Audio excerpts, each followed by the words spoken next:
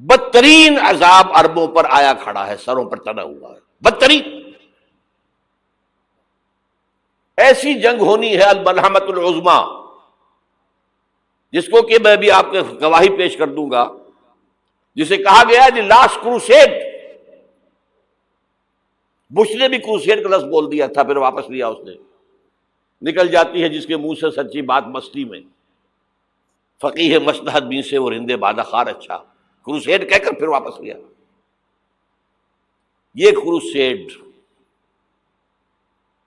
اس کے اوپر جس قدر نقصان ہونا ہے عربوں کا، گریٹر اسرائیل بنے گا، یہ عراق، شام، اردن، سعودی عرب کا کچھ شمالی علاقہ، ترکی کا جنوبی علاقہ، مصر کا صحرائے سینا، اور اس کے ساتھ ہی جو بہترین اس کا زرخیز ترین علاقہ ڈیلٹا آف نائل، یہ سب یہودیوں کے قبضے میں جائیں گے۔ اس کو حدیث میں کہا گیا الملحمۃ العظما۔ عیسائی 80 علم لے کر اے مسلمانوں تم پر حملہ آور ہوں گے، اور ہر علم کے نیچے 12,000 فوج ہوگی، 9.5 لاکھ فوج۔ یہ نیٹو کی تیاری کس کے لیے ہو رہی ہے؟ جب یو ایس ایس آر کا خاتمہ ہوا تو پوچھا گیا تھا نیٹو چیف سے، اب کس لیے؟ تمہارا وہ دشمن تو ختم ہو گیا، اب ہمیں اسلامک فنڈامنٹلزم سے نمٹنا ہے۔ وہ جانتے ہیں خطرہ یہی ہے، اب اسلام ابھر سکتا ہے، مسلمانوں کے سینوں کے اندر وہ آگ ہے، اوپر خاکستر آ گیا ہے، تم کہیں اٹھانا بیٹھنا، یہ اندر تو انگارہ ہے، اوپر سے راکھ ہے، اس سے دھوکہ نہ کھا جانا ان کے دلوں کے اندر۔ اور بش نے کہا تھا مسلمان چاہتے ہیں کہ ہسپانیہ سے لے کر انڈونیشیا تک نظام خلافت قائم کریں، اور میں حیران ہوا تھا کہ اس کمبخت کو ہسپانیہ کا خیال کیسے آ گیا؟ ہمیں تو کبھی آتا ہی نہیں، اب ہم تو بھول گئے، وہ تو 500 برس پرانی بات ہے جبکہ وہاں سے ہمیں نکال دیا گیا تھا۔ اگرچہ اقبال نے کہا تھا ہے ارض فلسطین پہ یہودی کا اگر حق، ہسپانیہ پر حق نہیں کیوں اہل عرب کا؟ ہسپانیہ میں تو 800 سال حکومت کی مسلمانوں نے، اور ابھی 500 برس ہی گزرے ہیں نا۔ یہودی تو ارض مقدس سے 2000 سال نکالے گئے، انہیں لا کے آباد کیا گیا، عربوں کے سینے میں خنجر بھونک دیا گیا۔ وہ چھوٹا سا ملک جو چاہتا کرتا، کوئی پوچھنے والا نہیں۔ امریکہ جیسے اپنے بیٹے کی حفاظت کرے ویسے کرتا ہے اس کی۔ اور حضور نے فرمایا ہے وہ جنگ جب ہوگی تو ایک باپ کے اگر 100 بیٹے ہوں گے تو 99 ختم ہو جائیں گے، ایک بچے گا۔ یہ حدیث ہے، حدیث ہے صحیح۔ اور آپ نے فرمایا ویل للعرب من شر قد اقترب، عربوں کے لیے ہلاکت ہے، عربوں کے لیے بربادی ہے اس شر سے جو قریب آ چکی ہے۔ اور آج جس طرح انہوں نے ان کی تہذیب کو اختیار کر لیا ہے، دبئی جا کر دیکھیے، بدترین مغربی معاشرہ جو ہے وہ دبئی کے اندر ہم نے قائم کر کے دکھا دیا۔ اب سعودی عرب اس راستے پر بڑھ رہا ہے۔ اور اس کے بعد نمبر 2 پر جو ہے ہم پاکستانی ہیں، لیکن میں اس کے وہ پہلی بات جو کہہ رہا ہوں وہ تو یقینی ہے، اس میں تو احادیث صحیحہ موجود ہے۔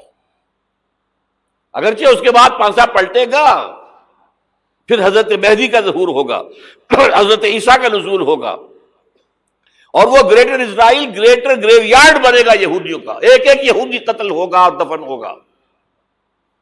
یہ بات میں ہونا ہے، میں پہلی بات بچ کر رہا ہوں۔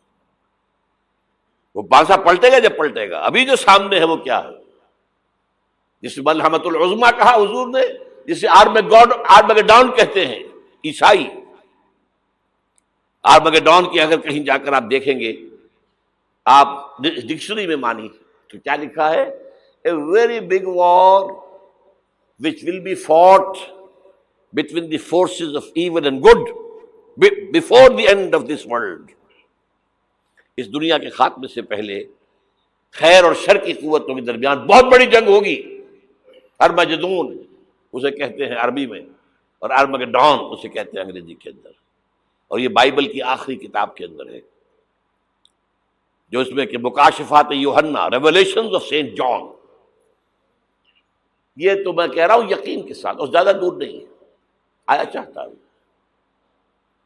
اس لیے کہ یہودیوں کا اور عیسائی جو کنزرویٹوز ہیں، نیو کنزرویٹوز، ان کا 5 نکاتی ایجنڈا ہے متفق علیہ، جس کے تحت کہ یہ جنگ صلیبی شروع کی گئی ہے، وہ سن لیجئے آپ۔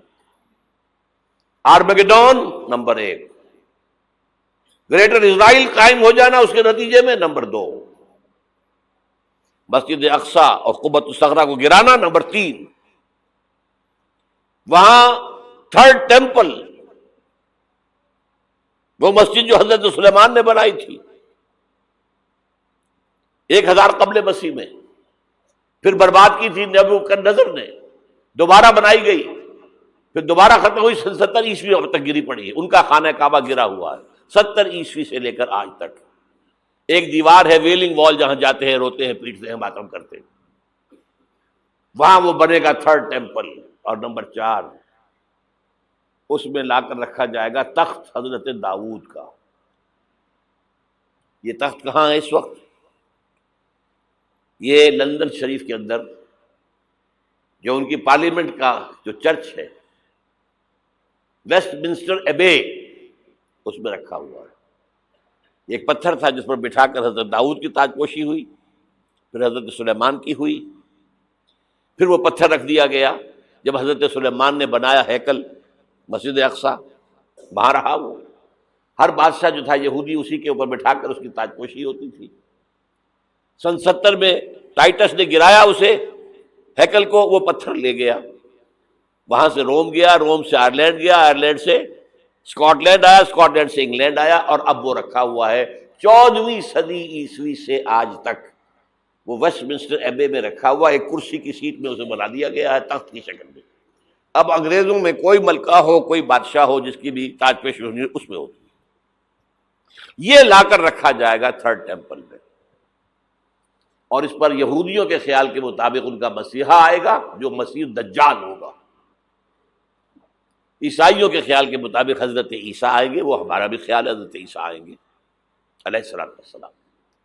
بہرحال یہ تو بات کی باتیں ہیں نا، اس وقت جو میں عرض کر رہا ہوں عربوں پر بہت بڑا عذاب، اور پاکستان کا معاملہ البتہ یہ ہے، میں یقین سے نہیں کہہ سکتا۔ ہینگنگ ان دی بیلنس، ہو سکتا ہے اللہ تعالی ہم پر رحم فرمائے، ہو سکتا ہے، اگرچہ اس کی کچھ شرائط ہوں گی۔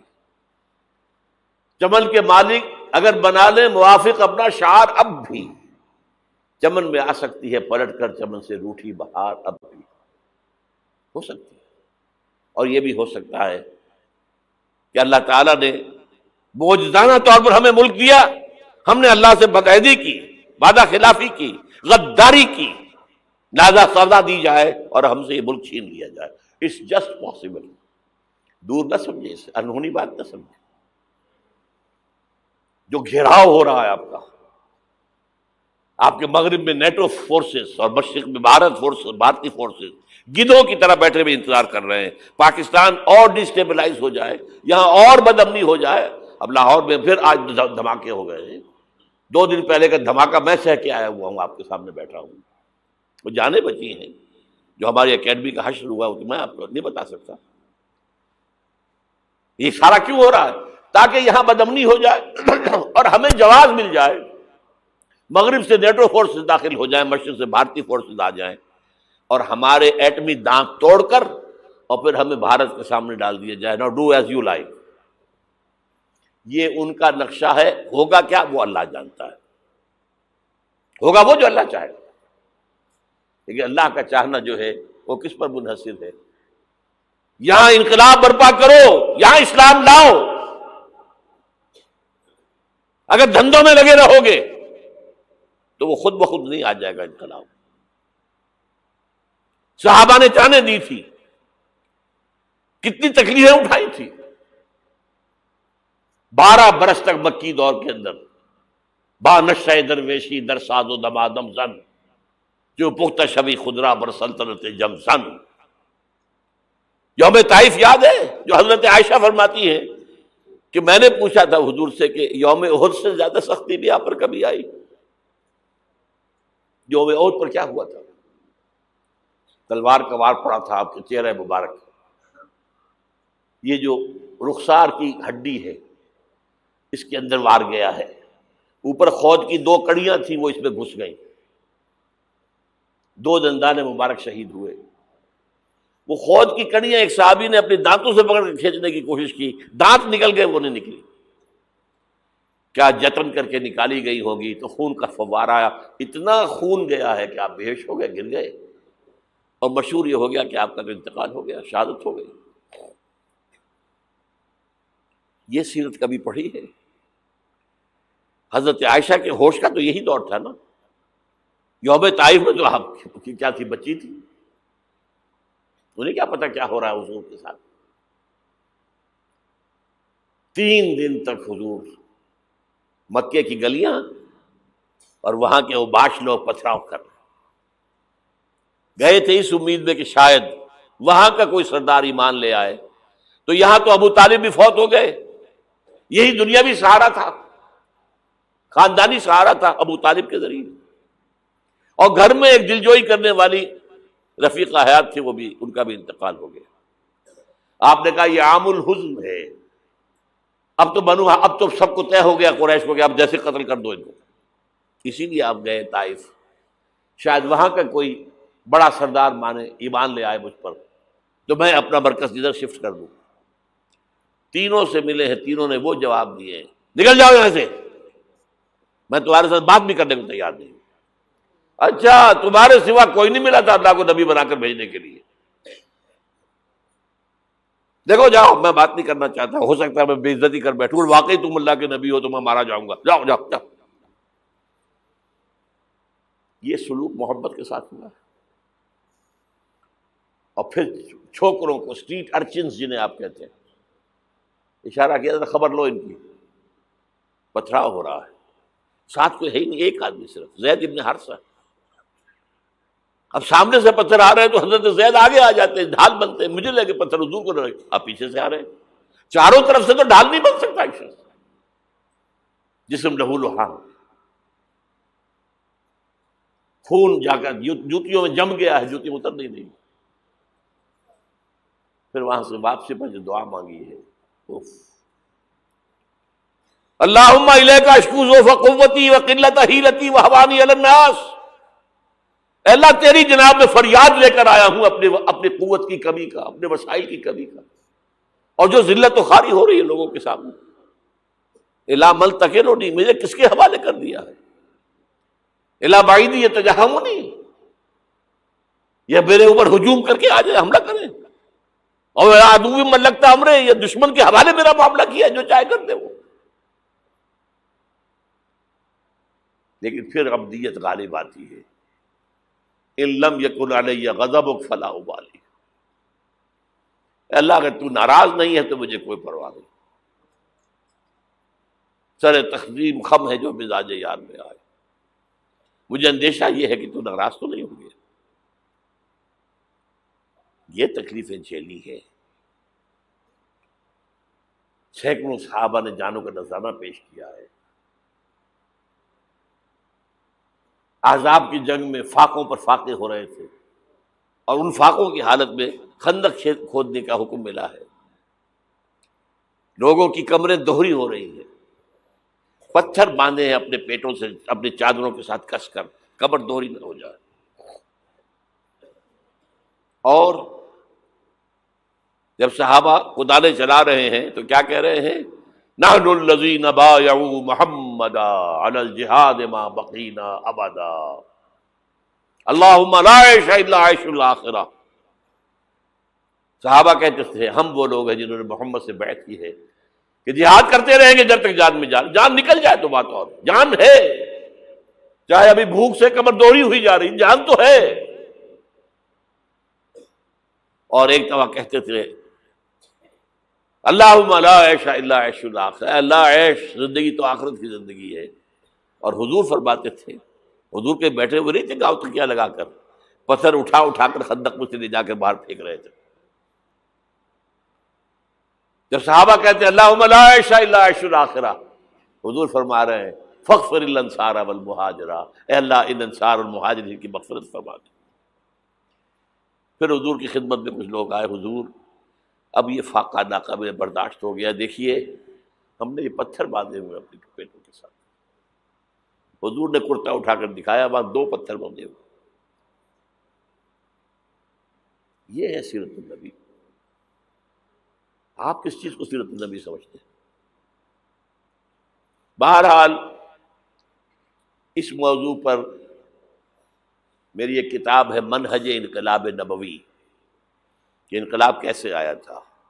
اگر دل میں ذرا بھی آرزو پیدا ہو گئی ہو کہ اللہ قبول کر لے مجھے بھی، مجھے قبول کر لے اس کام کے لیے، تو وہ کتاب آپ کے لیے مسٹ ہوگی، اس کا پڑھنا۔